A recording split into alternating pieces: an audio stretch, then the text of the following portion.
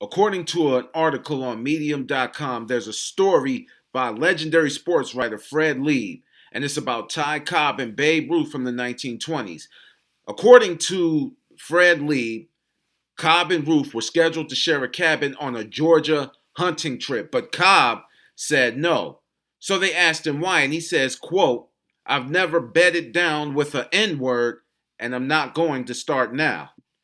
For the younger crowd, Babe Ruth played baseball in the early 1920s. His career started in 1914, ended in 1935. He dominated an whites-only sport at that time. But one of the reasons people ask about his heritage is because they said he had broad lips and a wide nose, which definitely may not make him fully black, but it definitely hinted at a mixed heritage or some African ancestry. They also said that he loved some black women. He loved the sisters, and he spent a lot of his nights kicking it down at the Cotton Club in Harlem, which made a lot of people believe that, yeah, he might be black. Here's another reason.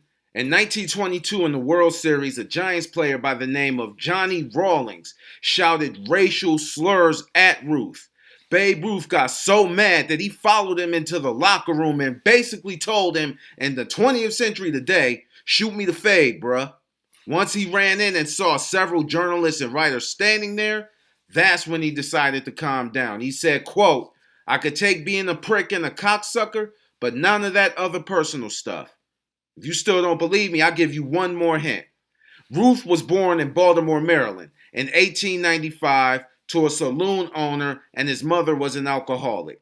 At the age of 7, he was sent to St. Mary's Industrial School for Boys, and when he was there, he was taunted with names like N-word lips and just a lot of racial slurs. So, if you don't believe me, I've given you 3 facts right there.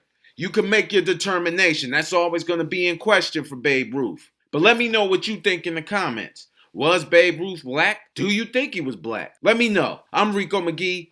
This is the Sports Minute, and as always, we'll see you in a minute.